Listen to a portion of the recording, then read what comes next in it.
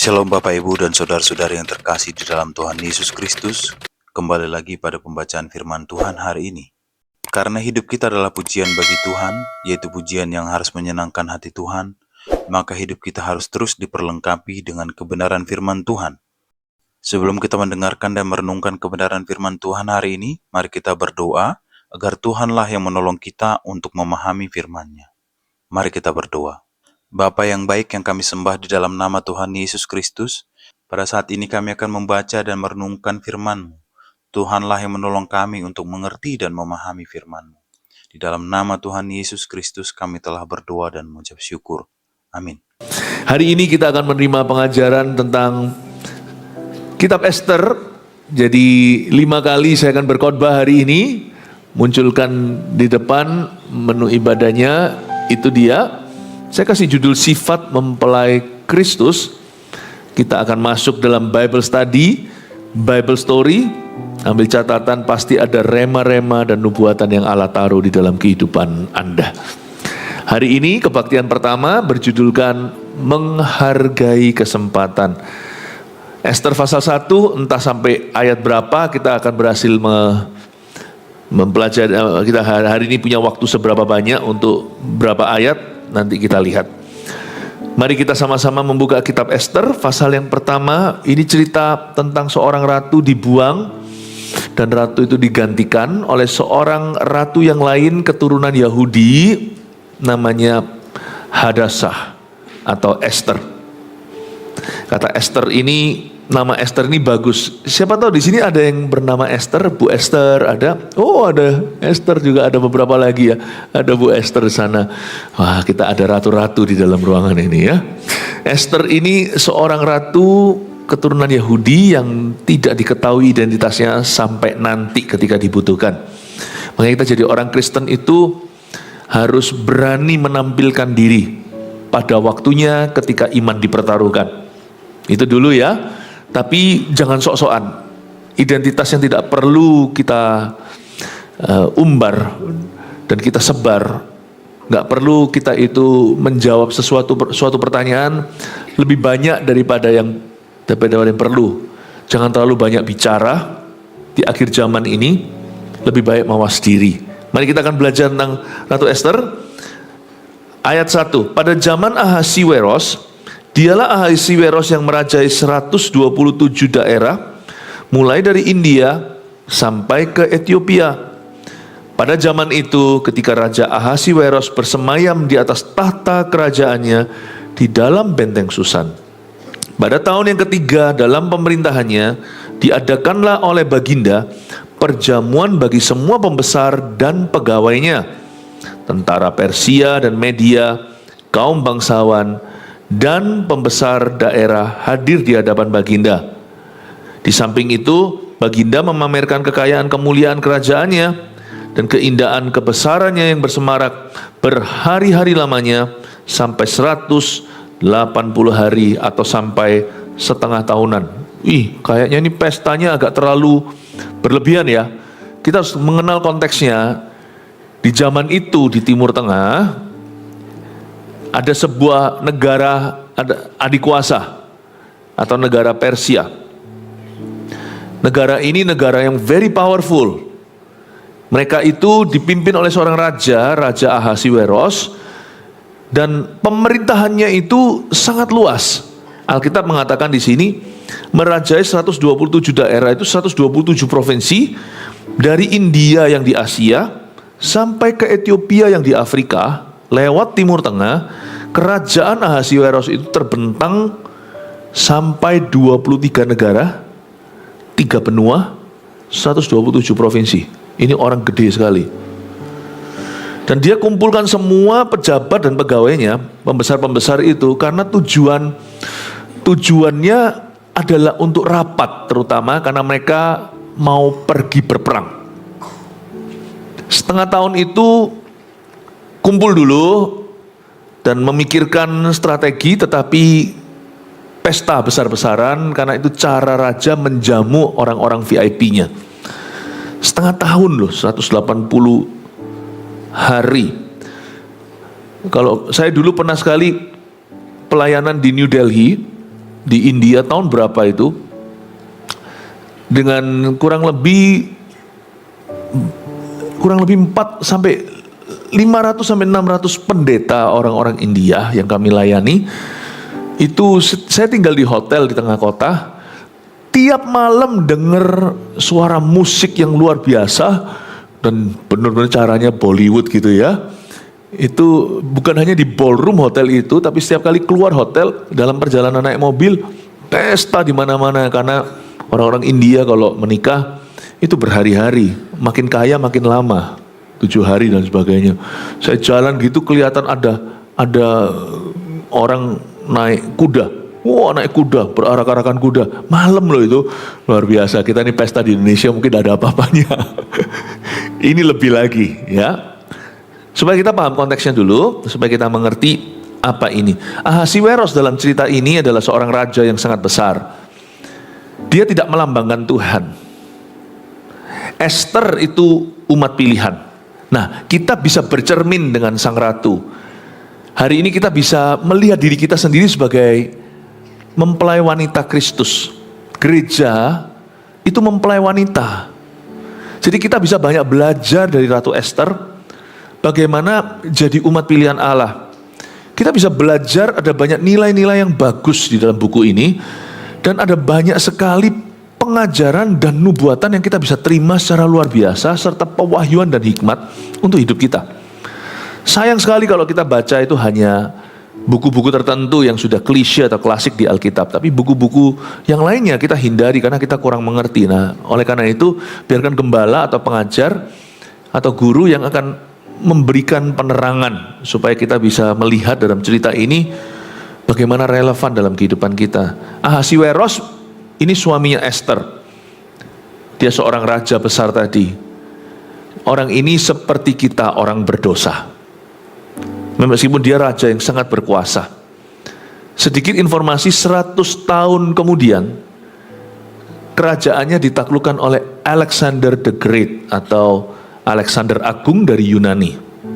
Jadi Anda tahu ini semua sejarah Esther. Dan kita bisa belajar apa dari pasal pertama? Bahwa kesempatan itu tidak selalu datang 2 kali. Dan kalau kita sudah jadi, jangan sampai kita lengah. Kalau ada di antara kita yang sudah menjadi juara, misalnya juara di kelas nih kalau anak-anak muda, anak kecil, ingat bahwa semester depan Anda mungkin akan dilengsarkan dari juara 1. Kalau Anda sudah ada di depan, melaju, jangan melongo. Dan jangan pernah kita itu sok-sokan karena tidak ada titik aman. Selama kita hidup di dunia ini, tidak ada satupun di antara kita yang tidak tergantikan. Baik itu tokoh, baik itu sukses apa. Jangan merasa diri itu kebal dan kita dilarang gaya. Ini pelajaran ke-1 tentang Ratu Wasti. Ratu Wasti itu gaya atau enggak, tapi dia tidak menghargai kesempatan yang Tuhan berikan, yang diberikan oleh raja. Raja aja, ini orang berdosa kayak kita aja, dia toh akan mati, bisa memberi dan menarik kesempatan, apalagi Tuhan. Semakin seseorang itu berkuasa, semakin dia bisa memberi kesempatan pada orang lain. Tapi tentunya Ahasiweros juga jangan mentang-mentang karena dia sendiri pun akhirnya ditaklukkan 100 tahun kemudian. Kesempatan itu ujungnya dan pangkalnya itu selalu Tuhan. Mari kita pikirkan tahun 2025, mumpung belum terlalu maju, kita masih di bulan Maret, sebagian besar masih ada di belakang, masih ada di depan kita. Jangan sia-siakan satu lagi kesempatan berharga dalam kehidupanmu. Hidup ini adalah kesempatan, seperti lagu yang seringkali dinyanyikan khususnya oleh MS Senior. Hidup ini adalah kesempatan, itu dia. Ingatlah perkataan itu, kita harus jadi berkat. Suatu hari kita menoleh, kita harus mengerti bahwa kita sudah jadi berkat. Nah, kita sekarang lihat ya, ayat yang ke-5. Setelah genap hari-hari itu, maka raja mengadakan perjamuan lagi 7 hari lamanya bagi seluruh rakyatnya yang terdapat di dalam benteng Susan, daripada orang besar sampai kepada orang kecil, bertempat di pelataran yang ada di taman istana kerajaan. Masih ada ekstra 7 hari lagi setelah lewat 180. Masih ada plus 1 minggu. Nah, disinilah terjadi sesuatu. Kesempatan yang tidak akan dikembalikan kepada Wasti, ratu yang pertama. Hati-hati, kita itu bisa pesta pora 180, sisa anggurnya masam semua. Jangan pernah kita itu memulai dengan roh, mengakhiri dengan daging. Kita itu solid kuat, tapi ujungnya gagal dan jatuh. Jangan pernah kita itu berlari misalnya, maraton sudah sekian lama, tinggal sedikit di depan, lalu kita menoleh dan mengejek atau mengejek rival kita. Aku sudah mau menang, lalu tiba-tiba terjegal, dia jatuh, lalu dibalap. Sisa dikit itu jangan kita itu terlalu percaya diri. Sisa dikit perlombaannya maksudnya, dan kita sudah ada jauh di depan. Jangan pernah merasa, nah sekarang aku tidak butuh Tuhan. Butuh Tuhan itu sampai mati, sampai sorga. Butuh Tuhan itu tuntaskan. Orang Kristen itu harus totalitas. Kita itu hajar musuh kita, misalnya musuh kita adalah Rocky Balboa. Anda pernah nonton film itu film sih nggak masuk akal. Dipukuli, digebukin gitu, dia bangun lagi, kok enggak technical knockout, kok enggak TKO. Hajar lagi. Itu loh yang main Silver Star Stallone. Dipukuli, bangun lagi. Sampai ronde ke-10 atau ke berapa, lawannya kira dia sudah menang nih. Dia sudah di atas angin sudah rasanya, udah kalah. Siapa pernah sangka, just one punch, satu pukulan dari si Rocky itu, boom, dia KO, tidak bangun lagi. Sebelum sungguh-sungguh bel berbunyi, ting ting ting ting ting ting, dan sabuk juara di pinggangmu, belum waktunya untuk retire, belum waktunya untuk nyantai dulu. Hati-hati, seringkali kita kecolongan di 7 hari terakhir dari 187 hari. Makanya itu, memulai sesuatu itu berharga, tapi mengakhiri sesuatu dengan baik dan benar itu lebih berharga. Jangan salah memulai. You must begin well, selalu harus start well. Saya ngomong dengan anak-anak muda yang pacaran, jangan pacarannya ngawur, supaya nanti permulaan pernikahan itu tidak bergumul, tidak berdosa, tapi bergembira karena Tuhan. Tetapi lebih baik daripada itu adalah kalau kita mengakhiri dengan benar. Ngapain kalau kita seolah-olah segala sesuatu sudah sempurna di depan, lalu ujungnya kita berubah setia. Ingatlah, ini peringatan dari 187 hari pesta. Semua fine-fine saja 180 hari. 7 hari atau minggu terakhirnya, something happened. Sesuatu terjadi. Jangan nyantai, coba katakan pada kanan kirinya, jangan nyantai sampai mati. Loh, kita boleh liburan, boleh. Kita boleh relax, boleh me time.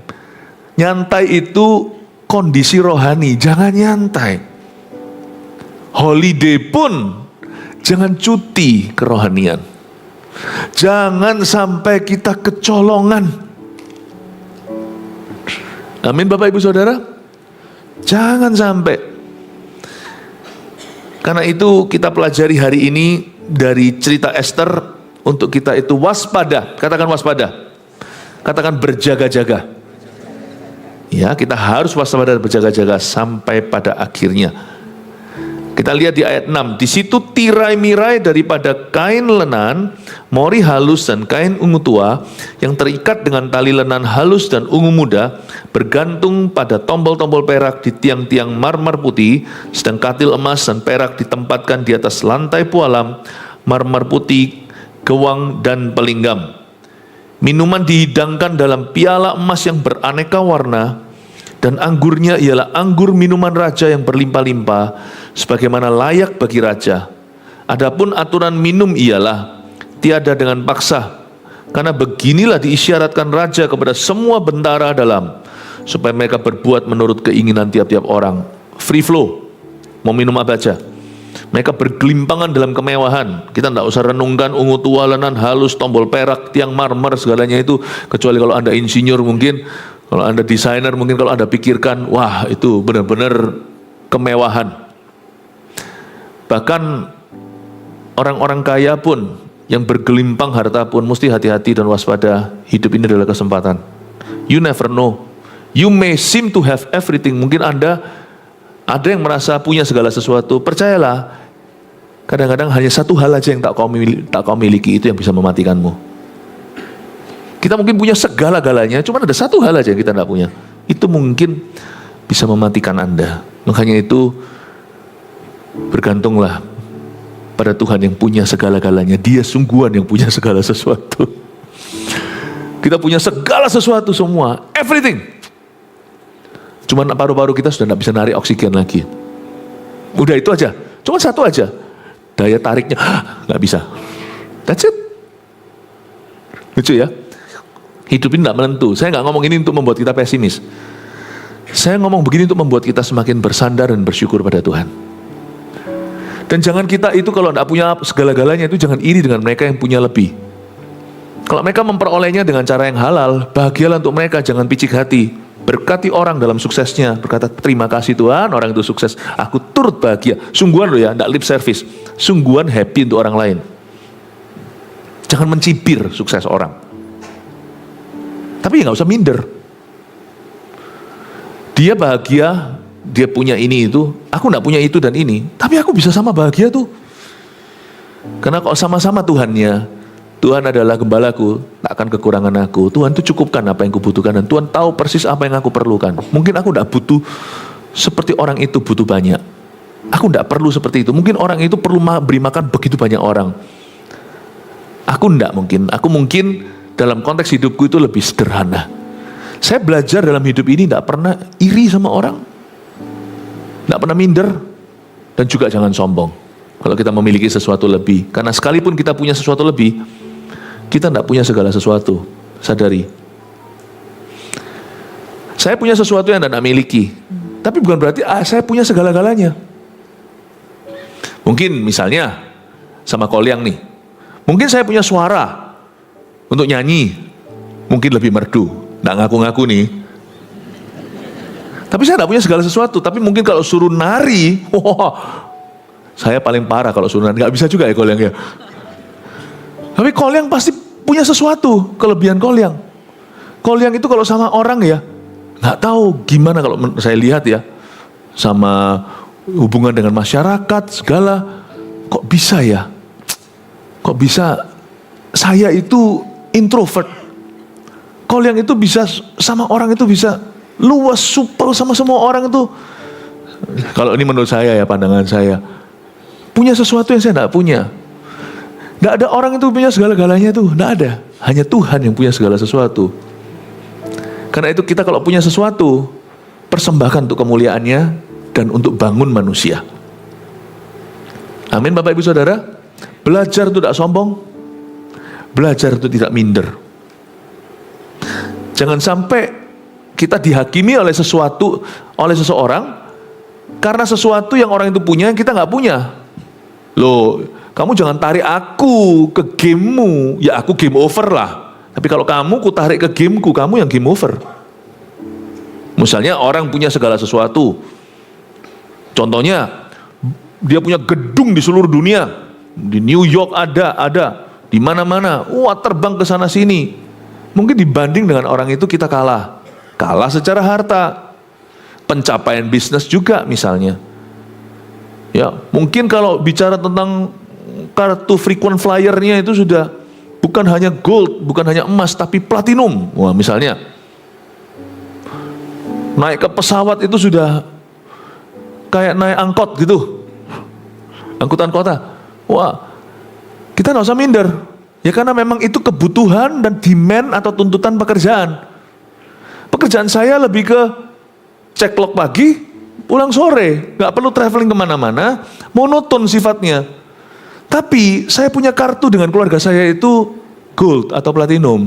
Tiap malam selalu dinner with my family. Sana kartunya hijau sama keluarganya. Jangan irilah dan tidak usah minder. Saya memang tidak punya gedung pencakar langit, tapi saya punya waktu dengan keluarga saya jauh lebih penuh. Kita punya masing-masing, sedangkan orang seperti itu harus cari waktu. Kita punya waktu, karena pekerjaan kita lebih terprediksi misalnya.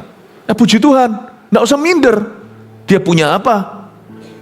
Tidak usah lihat kartunya, wah kok beda kelasnya. Kartuku dengan keluargaku, kelasnya lebih tinggi dari kartumu. Sana ketemu keluarganya itu harus ngos-ngosan cari kesempatan. Saya tiap hari bisa makan dengan family saya. Bersyukurlah untuk sesuatu yang kau punya. Saya nggak pernah terintimidasi dengan kelebihan orang lain. Saya syukuri kelebihan mereka, tapi saya syukuri juga kelebihan saya. Amin, Bapak Ibu Saudara. Jadi orang itu gitu aja, nyantai aja. Ya, tapi kalau secara kerohanian jangan kau nyantai. Secara tujuan jangan nyantai. Secara kewaspadaan untuk menjaga hati, karena dari situ mengalir kehidupan, jangan kau santai. Karena setan itu selalu punya satu tujuan dalam hidupmu, colong sesuatu, mencuri sesuatu. Dan dia kalau tidak bisa mencuri di awal, dia tunggu sampai nanti seminggu terakhirmu dia akan curi di situ. Be careful, careful ya. Kita lihat sekarang ayat yang keberapa? Ayat ke-9. Juga Wasti sang ratu mengadakan perjamuan bagi semua perempuan di dalam istana Raja Ahasiweros.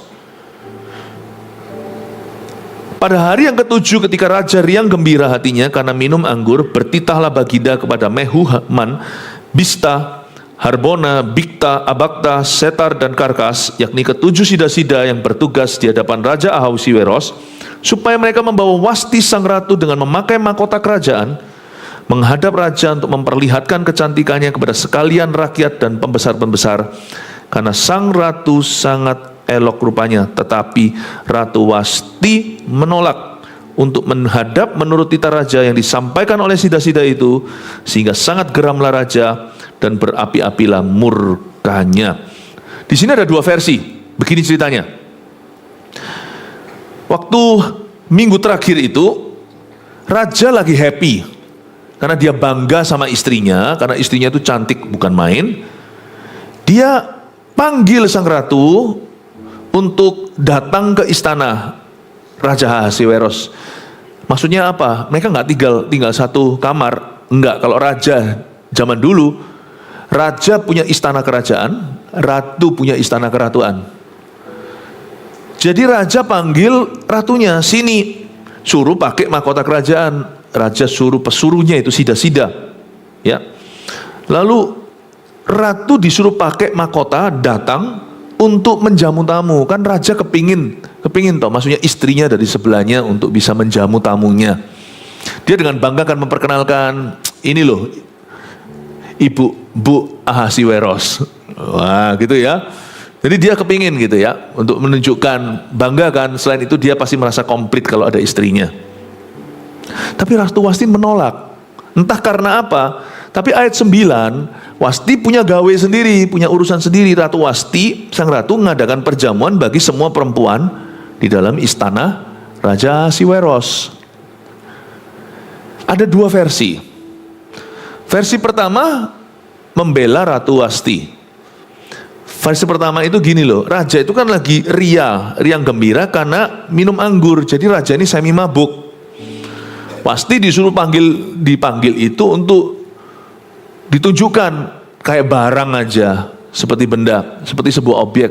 Dia sebagai seorang perempuan yang bermartabat, dia menolak suaminya. Enak aja, lu kira gua barang, tonton sama orang, gitu ya.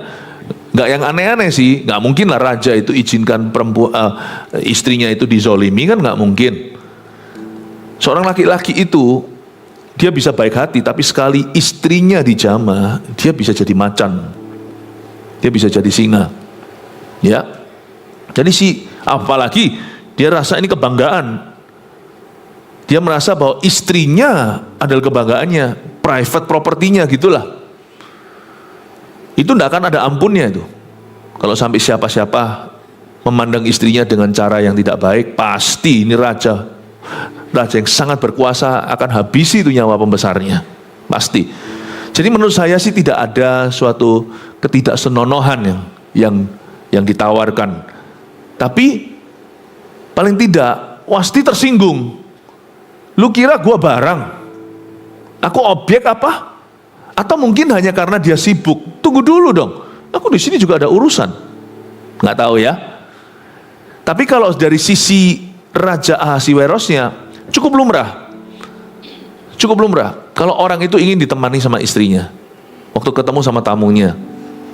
Bahkan kemungkinan besar ya, misalnya kalau ada di sini yang membuat business deal, kalau Anda seorang pengusaha, Anda mau ketemu dengan klien atau gimana, ada baiknya ya, ada hikmatnya. Kalau misalnya ketemu itu, ajak istrinya. Karena orang ketika melihat suami istri itu lebih sungkan. Selain mau menggodamu juga mikir 2 kali. Dan kalau mereka nggak benar bisnisnya, pakai cara-cara dunia, cara-cara yang nggak baik, mereka juga akan mikir gitu. Kalau ada suami istri datangnya. Tapi kalau laki dengan laki lebih berani. Dan jangan takut Anda kehilangan bisnisnya gitu. Kalau aku bawa istriku, bisnisnya batal. Karena dia maunya sesama pria, bahkan ada agenda-agenda rahasia di baliknya. Apalah misalnya ditawari ini, ditawari itu, kan di dunia bisnis biasa itu, di dunia yang begitu berlumuran dosa. Hal itu sudah terdengar, cerita-cerita gini itu sudah nggak baru. Kalau sampai Anda kehilangan bisnis, karena rekan kerja Anda melihat Anda sebagai seorang family man, atau seorang pria yang komitmen sama keluarganya, bisnis seperti itu nggak usah Anda kerjakan. Beritahu sama dirimu sendiri yang gini nggak cuan nggak apa-apa. Aku tidak perlu do business with everyone. Do not destroy your soul for profits. Ada bisnis tertentu kalau Anda mau kompromi aja sebagai laki-laki. Ya, kliennya datang gini, aku kasih servis ini itu. Mungkin bisa dapat keuntungan. Tapi ngapain kita itu menghancurkan jiwa kita? Senada dengan orang-orang begini akan membawa roh kita itu melorot ke bawah, jiwa kita itu hancur di hadapan Bapa. Bukan karena pertobatan, hancur karena dosa. Tapi saran saya memang ada hikmatnya. Kalau kita itu mau membuat bisnis deal itu, kalau ada pasangannya ikut, sekalipun pasangannya bukan, istrinya itu bukan, nggak ngerti tentang bisnisnya, biasanya ya orang jauh lebih sungkan. Bisnis deal itu lebih mapan. Jadi saya ngerti lumrahnya seorang laki-laki ingin istrinya ada di sebelah situ. Misalnya kalau kita ada satu function, ada satu pertemuan, ketemu sama orang-orang besar, atau ketemu sama tamu-tamu. Beda loh kalau disambut dengan lakinya doang. Oke, selamat datang. Dengan kalau istrinya ada di sana itu, oh ibu, pasti beda. Seorang pejabat datang sendiri, pejabat datang dengan istrinya, suami istri datang, itu pasti juga akan beda. Hawanya langsung beda. Kalau Adam aja yang datang tanpa Hawa, hawanya beda. Paham maksud saya? Dahulu pada waktu saya sempat untuk di dalam dunia marketplace, waktu sebelum saya lepaskan semuanya at the peak of my career, dengan cepat Tuhan bawa naik ke atas, tapi di atas, di puncaknya zaman itu, di season, di musim hidupku, itu saya lepaskan semuanya untuk melayani, untuk memberitakan Injil. Saya masih ingat kok, saya buat komitmen, every business deal yang saya buat, baik itu dengan rekan-rekan, baik dengan orang Hong Kong, maupun dengan pebisnis dari Brunei Darussalam, pebisnis dari Singapura, waktu saya ketemu dengan mereka, I always come with my wife. If you don't like it, you don't want to do business with me because Anda tidak mau berbisnis dengan saya karena saya dengan istri saya datang, fine, thank you. Bukan gua nggak butuh, bukan karena kita nggak butuh penghidupan, bukan karena kita nggak perlu uang. No. Nggak semua uang saya cari kok. Kalau Anda tidak bisa menerima saya family man, that I love my wife, I love my family, fine, thank you. No thanks. Semua business partner itu semuanya yang bahasa Surabaya yang genah semua kerjasama dengan kami. Yang gitu-gitu, yang mau pakai cara gitu-gitu apa segalanya, semuanya langsung menyingkir dengan sendiri. Namanya eliminasi alami.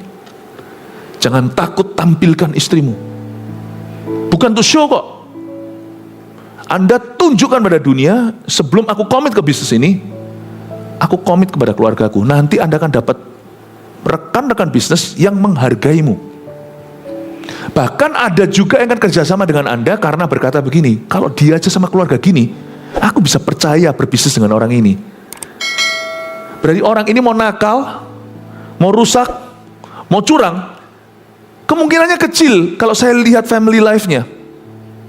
Kalau aku lihat cara dia memperlakukan istrinya, cara dia komitmen pada keluarganya, nggak mungkin lah orang seperti ini itu langsung larikan uangku, tabrak lari, karena dia ada alamatnya, dia pasti akan peduli sama keluarganya.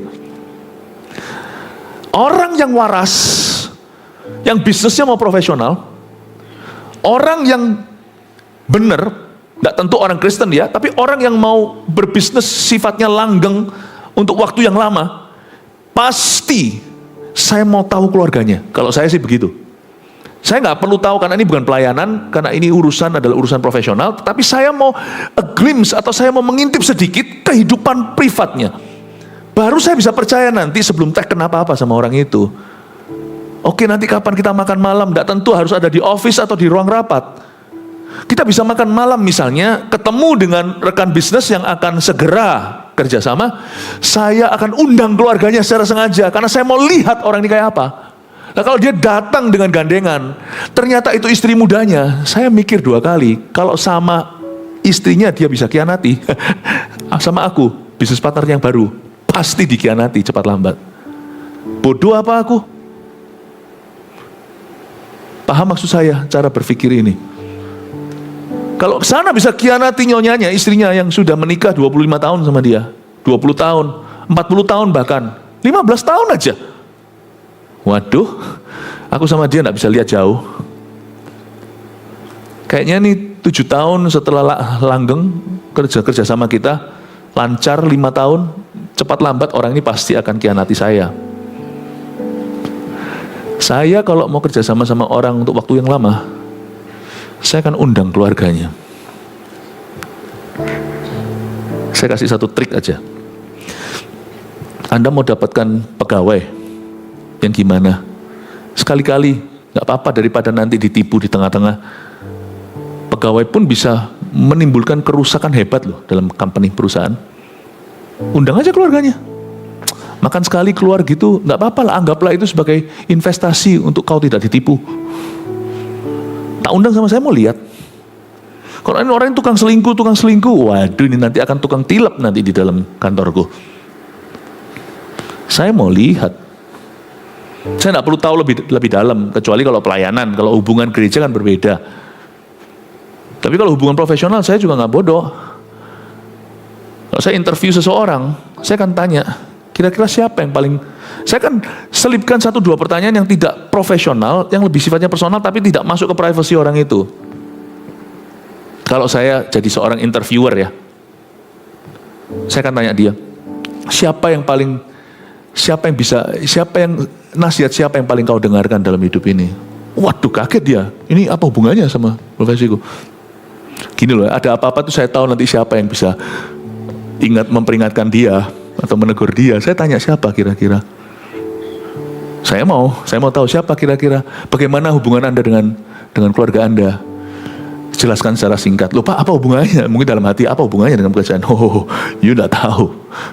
Sistem boleh bagus, tapi kalau yang jalankan sistemnya itu nanti adalah orang yang berhati busuk. Aku repot. Karena masalah dunia ini bukan masalah ekonomi atau politik. Masalah busuk hati. Segala sesuatu dimulai dari sini salahnya. Lalu salah kaprah. Belepotan semua. So I'm not stupid. Saya orang Kristen, saya tahu apa itu hati.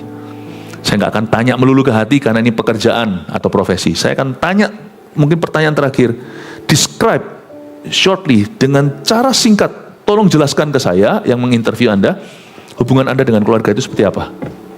Bingung dia pasti.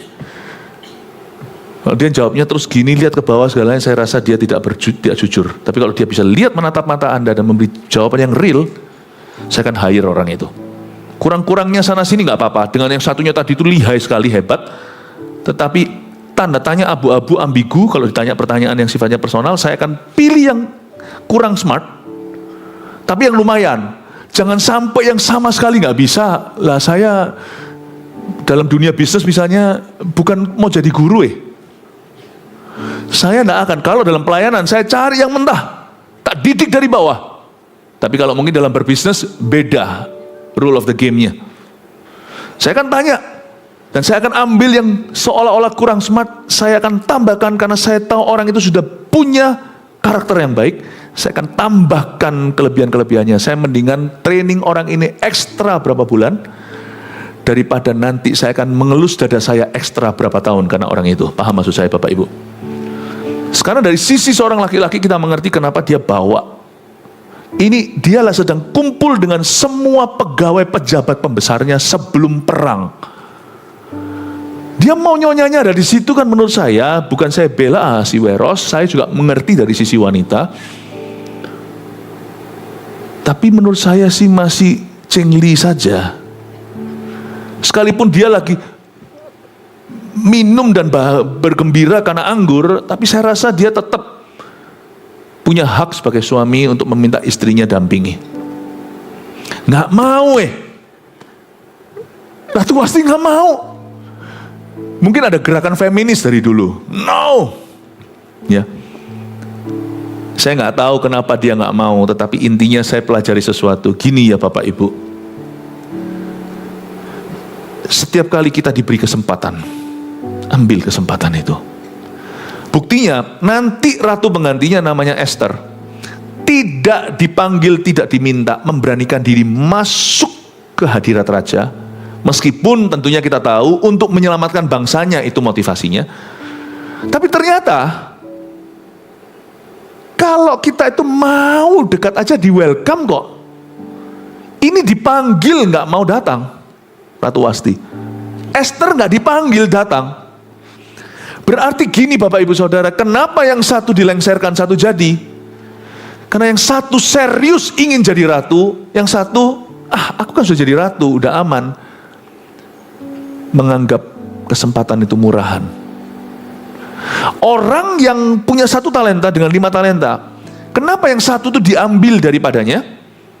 Dikasih ke yang punya 5 talenta. Karena yang 5 talenta serius mengerjakannya, waktu tuannya kembali, dikembalikan jadi 10 talenta. Bukan soal sedikit banyaknya, tetapi ini bahasa Inggrisnya, tergantung who wants it more.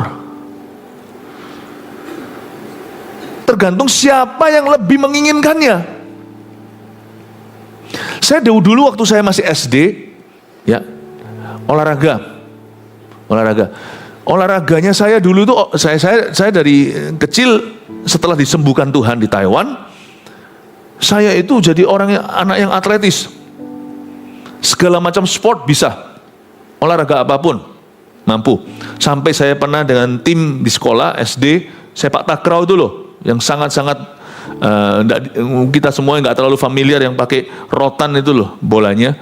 Itu kami sampai juara 2. Sepak takraw saya bisa semuanya, bulu tangkis, segala sesuatu saya bisa.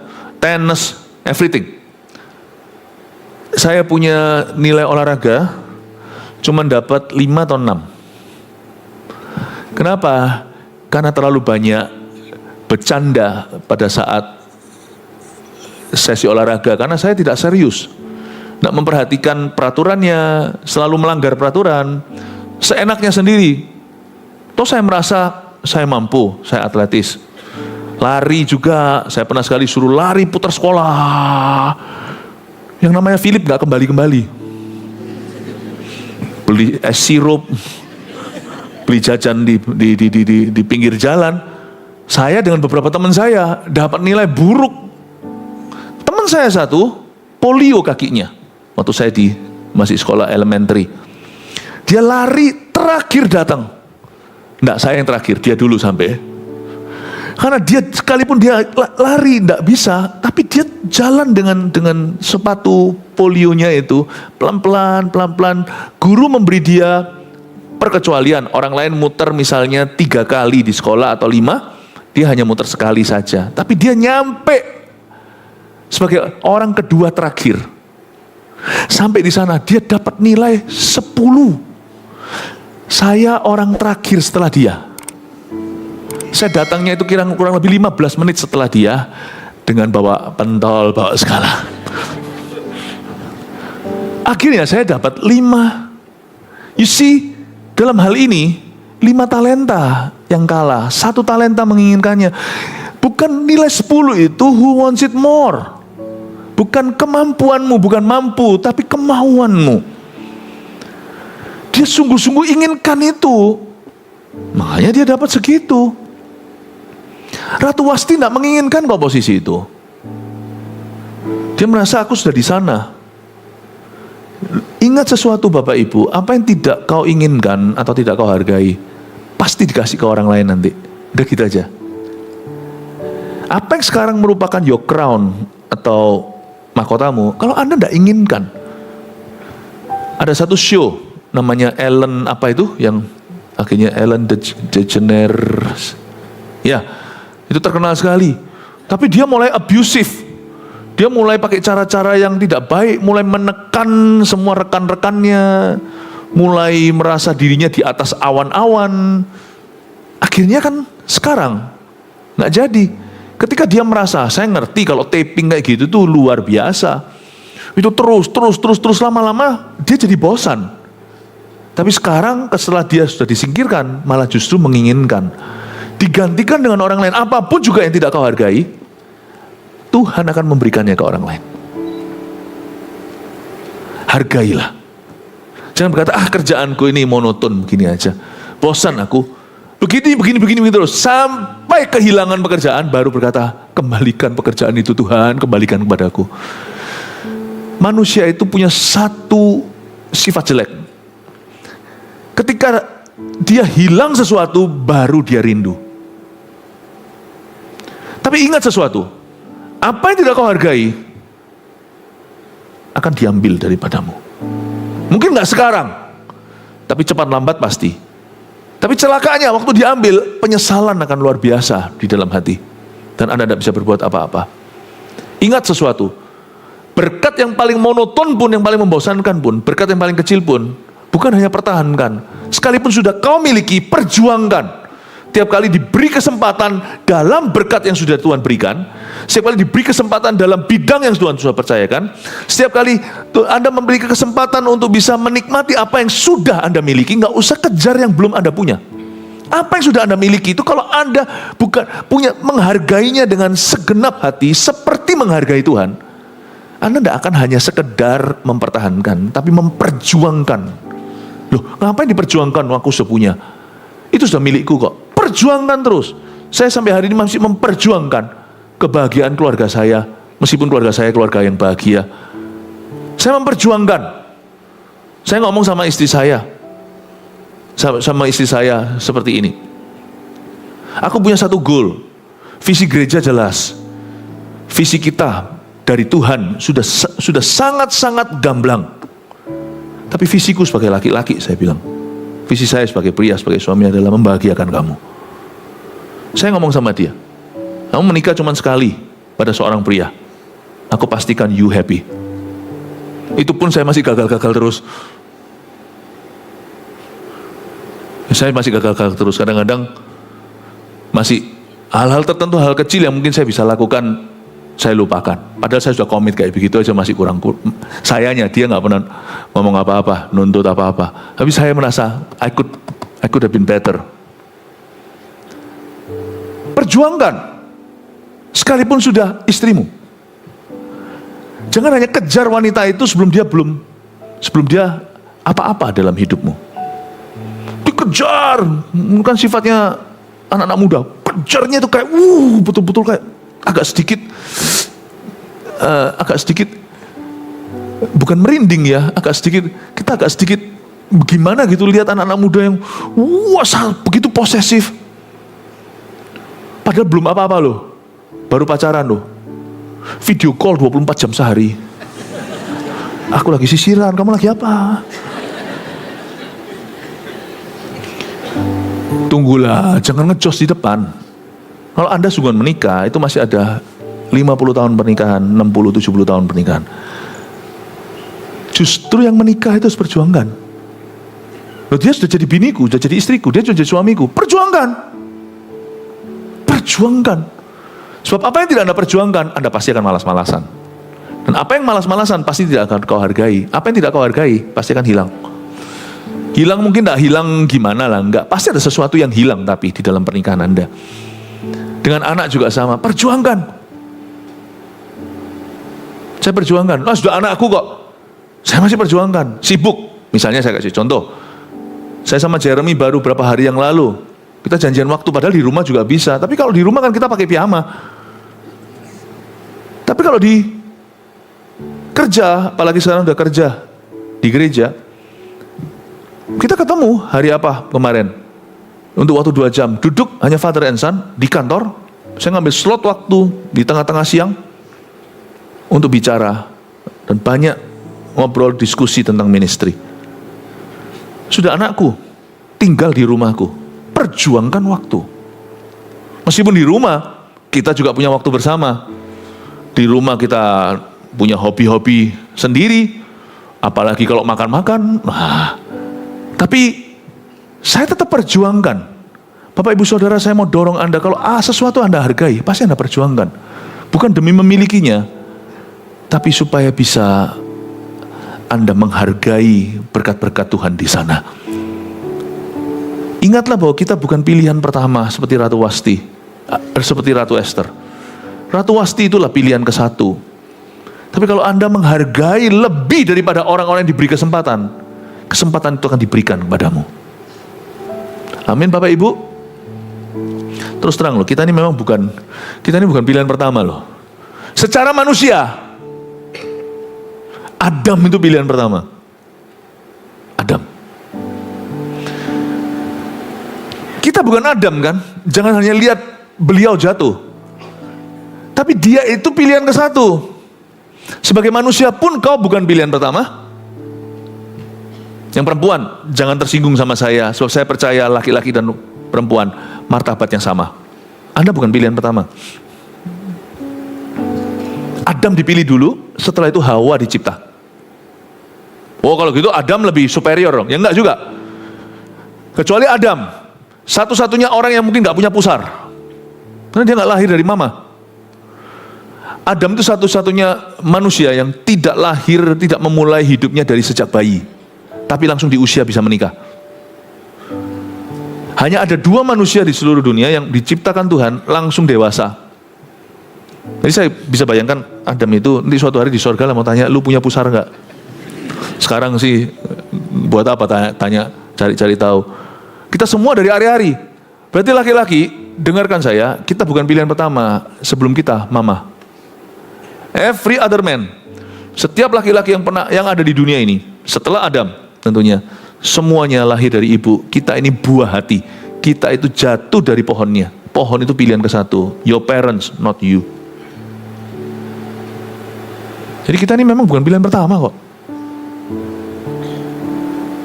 Lalu secara umat pilihan Allah, orang Kristen pun bukan pilihan pertama. Kristen itu kan di perjanjian baru mulai. Abraham itu loh pilihan ke-1. Secara ras saja kita bukan pilihan pertama loh. Orang-orang Yahudi dipilih sama Tuhan. Abram yang dipilih, bukan kita. Jadi hari ini kita dalam iman pada Tuhan, ini pun bukan pilihan pertama. Kita ini digrafirkan, kita ini dicangkokkan. You bukan pilihan ke-1. Makanya itu ketika saya pertama kali kenal Tuhan Yesus, hati saya belum mengerti. Tapi saya seperti ada satu iri, cemburu ilahi rasanya. Aduh, kenapa aku tidak lahir ya di zaman Elia? Kenapa aku tidak hidup saat itu ya waktu Yesus dengan murid-muridnya? Aku pun bukan murid Tuhan pertama. Kalau dihitung, dijejer gitu, dibariskan, mungkin kita ini murid Tuhan yang kesekian miliar. Oh Tuhan, aku ini bukan siapa-siapa. Makanya itu saya kejar Tuhan sungguh-sungguh. Saya berkata, pilihlah aku Tuhan. Choose me Lord. Doa saya sejak saya bertobat adalah use me mightily. Pakai aku secara luar biasa, entah caranya gimana, aku tidak tentukan. Tapi tolong make my life count, pastikan hidupku itu membuat perbedaan. Aku tidak mau menjadi satu orang manusia lagi yang pernah dicipta oleh Tuhan, lalu hidup sia-sia, mati, masuk tanah. Pakailah saya Tuhan, use me. Pakailah aku. Karena saya tahu saya bukan pilihan ke satu. Orang kalau merasa dirinya sudah jadi, dia bisa rasa aman.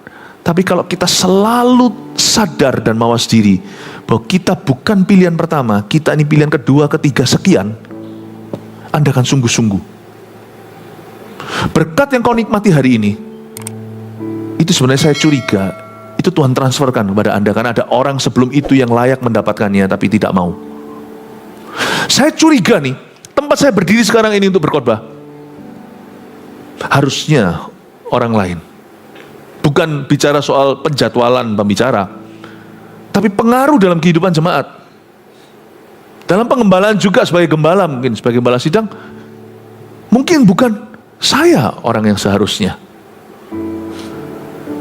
Tapi saya menginginkan dalam arti, Tuhan aku rindu untuk mengasihi jemaatmu. Tuhan berkata, ya sudah kamu aja.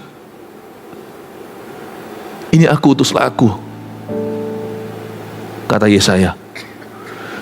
Coba bayangkan kalau Anda tahu bahwa tempat Anda sekarang dapat berkat itu mestinya bukan milikmu. Kalau Anda bisa lihat pasangan Anda, harusnya dia itu jadi sama itu, dia kerja. Tapi kenapa dia mau sama Anda? Kalau Anda merasa, kalau Anda ngomongnya, kalau kita ngomongnya sama pasangan kita, gua mau sama lu sudah hoki tahu. Jangan begitu. Kita harus merasa diri sebagai orang yang beruntung, saling beruntung. Tapi kita sendiri, kita harus merasa diri kita paling beruntung. Harusnya ada orang lain mungkin yang bisa bahagiakan dia. Mungkin kalau dia jadi sama seseorang hari ini yang lain, bukan saya, pasti dia hidupnya lebih bahagia, lebih nyaman lah, lebih mapan. Hargai istrimu, berkata thank you. Kamu mau sama aku, menua yuk sama saya. Aku akan berusaha untuk membahagiakanmu. Istri juga sama. Lihat, kalau dia itu jadi, diam-diam ya. Jangan diutarakan, kalau diutarakan nanti gede kepala. Istrinya berkata, dia ini kalau jadi sama itu ya dulu teman, kan kita semua teman sekolah mungkin ya, SMA mungkin. Kalau dia jadi sama itu kan dia sempat, kok dia mau kejar aku ya. Kalau dia jadi sama itu mungkin hari ini dia lebih berguna kali ya dalam profesinya, itu lebih pintar dari saya. Lebih ngerti tentang mengatur keuangan. Saya ini lebih ibu rumah tangga yang gak terlalu banyak menguasai bidang keuangan misalnya. Tapi dia mau sama aku dan dia masih datang meskipun dia bukanlah orang yang sempurna. Dia selalu datang membawa roti ke keluarga kami, 5 roti dua ikan dan selalu cukup. Thank you ya, thank you ya. Dalam hati aja ya, jangan ngomong thank you kamu mau sama aku, lu jangan gitu. Perempuan jangan ngomong gitu, laki yang boleh ngomong gitu. I'm always lucky. Perempuan diam-diam aja. Honor your husband, hormati suamimu. Adore your husband dalam bahasa Inggrisnya bukan hanya honor. Honor itu menghormati. Menghormati yang paling grade A, itu namanya adore. Memuja, bukan menyembah, nyembahnya Tuhan. Memuja suamimu. Memuja ini bukan memuja berhala. Memuja suami Anda. Grade A-nya honoring, menghormati. Yang paling pol, itu memuja. Honor yang paling bawah, tidak ada respect, ya sudah terpaksa. Aku tetap honor karena posisi kalah. Sana orang tua. Mungkin orang tua jahat, tetap harus dihormati. Tapi yang paling pol itu adore. Kalau suami Anda baik, sekalipun bukan konglomerat. Mungkin kalau Anda bandingkan dengan suami orang, wah gini gitu, makanya tuh hati-hati Anda bergaul dengan siapa. Jangan sampai arisan-arisan Anda itu berujung fatal. Lalu banding-bandingkan dengan orang, janganlah dibanding-bandingkan, mesti kalah. Tapi orang lain mungkin punya sesuatu yang disembunyikan. Anda tidak tahu pedihnya mereka. Tapi suami Anda tidak pernah membuat pedih. Dia selalu berusaha jadi suami yang baik, memberikan penghidupan keluarganya. Dia berusaha. Itu lap, tolong dihapus keringatnya ketika dia pulang. Thank you, terima kasih, Papa sudah berusaha dan kerja. Ayo anak-anak, ayo Papa sudah datang semua, taruh HP-nya. Ayo makan sama-sama, taruh HP-nya. Ajari anak-anak itu hormati papanya. Taruh HP-nya, taruh semuanya. Ayo kita makan sama-sama, ngobrol sama papa, cerita sama papa. Apa? Jadi penengah, honor, adore. Anda kan lihat nanti ya, sesuatu yang missing dalam keluargamu akan dikembalikan sama Tuhan. Anak-anak juga sama. Hargai orang tuamu, hormati. Amin Bapak Ibu. Saya tadi katakan bahwa mungkin posisi saya sekarang berada di depan sini itu harusnya milik orang. Tapi Tuhan berikan kepada kami. Oleh karena itu saya tidak pernah buat perbedaan.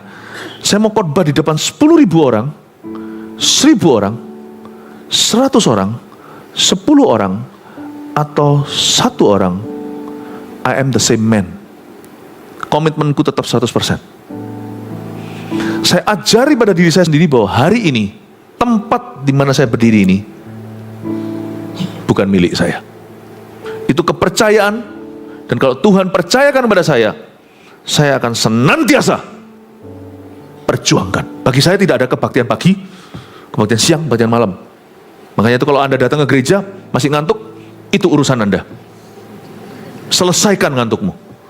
Datang ke sini langsung, saya langsung cekokin Anda dengan sejarah, dengan remah, dengan nubuatan, dengan protein rohani. Saya tidak peduli mau jam berapa. Saya bangun tadi jam 4, saya sudah siap hatinya. Saya berkata, let's go. Tidak ada kebaktian pertama atau terakhir dalam hidupku. Setiap kebaktian selalu menjadi selalu mungkin menjadi kebaktian terakhir dalam hidupku. Saya selalu memberi yang terbaik. 3 poin sini, tolong catat apa yang kita bisa pelajari dari Esther pasal pertama. Menghargai kesempatan. 1, kita bukan pilihan pertama dalam segala sesuatu. Camkan dulu.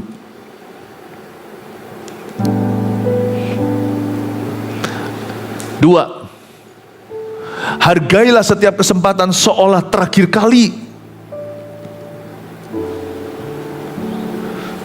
3, apa yang tidak kita hargai akan diberikan ke orang lain. 3 poin sini dimunculkan semua sudah. Anda foto bersama-sama dengan fotolah ketiga-tiganya ini ya.